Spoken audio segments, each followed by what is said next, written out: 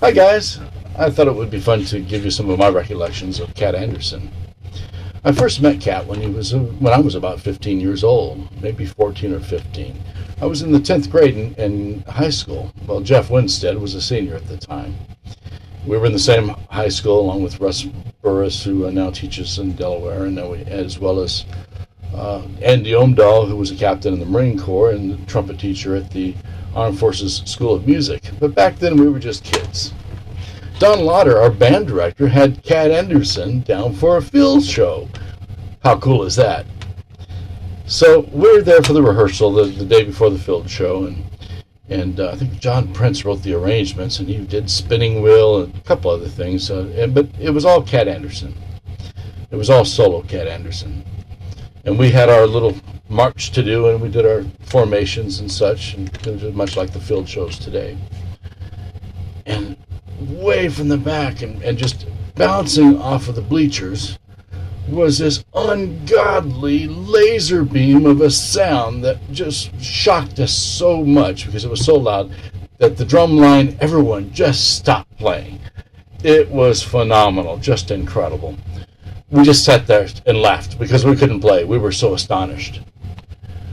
Cat had said something, I don't remember what it was, but we all laughed and we got on with the rehearsal. And the next day we did the field show, and of course he worked with our stage band that night afterwards. We put on a little concert with Cat Anderson.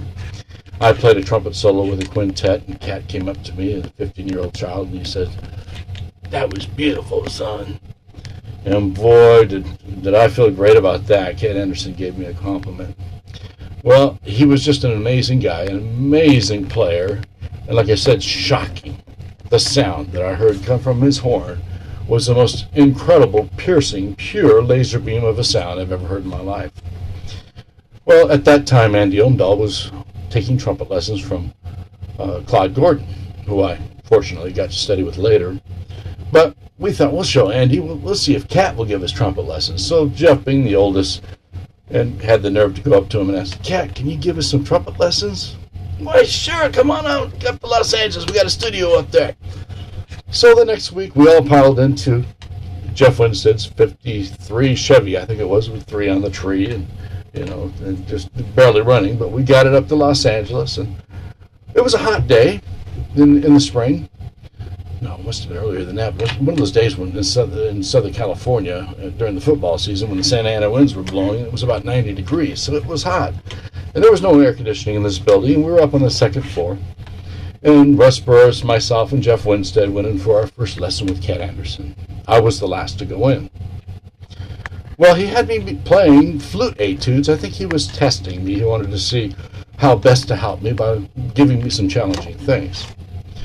Well, I'm sitting on a stool, and the stool is sitting right next to a radio on another stool. It's a plastic radio.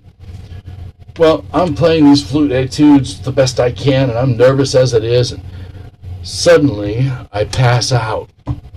I fall over, and I break the radio, and I don't know who I am, where I am, or how I am. And Cat Anderson, as I come to, is sitting there yelling at me, "You ought not have been sitting that close to the radio in the first place." It scared the heck out of me. You see, he had just told me the story of his life. I mean, his mother was Cherokee, his father was black in the south of Louisiana, and the KKK lynched them. And I'm thinking, oh my God, this guy must not like white people. And I'm scared to death. I didn't know what was going to happen. I didn't know who I was at that point. I was so foggy coming out of my fainting spell. Cat looks at me, and he suddenly the look on his face softened, and he said, "Sorry, son, give me a second. I got a headache." So he goes downstairs for his aspirin, and he comes back up and says, "Son, I ought not have been yelling at you like that. I'm sorry. I'm really sorry. Let me make it up to you. Lesson's over." So we pack up, and we follow Cat Anderson down to the parking lot, and he's in his lime green 1972, what was it, Lincoln, with Continental kit on it. It was a lime green with a white Landau top. I'll never forget it. Big chrome wheels. So we follow him in our little jalopy, 53 Chevy, across town in Hollywood, and we come to this brick gate. and there's a guard at the gate. Well, Cat Anderson has some words with the guard, and he waves us through, and we end up at this big sound stage. Ends up being A&M Studios. Well, inside the soundstage was the entire Quincy Jones Orchestra. I mean, all the cats, Bobby Bryant, Blue Mitchell. And Cat Anderson took us around and proudly told everyone, we got to shake everybody's hands, and he proudly told everyone that we were Cat Anderson students. That's a day I'll never forget. God bless his soul.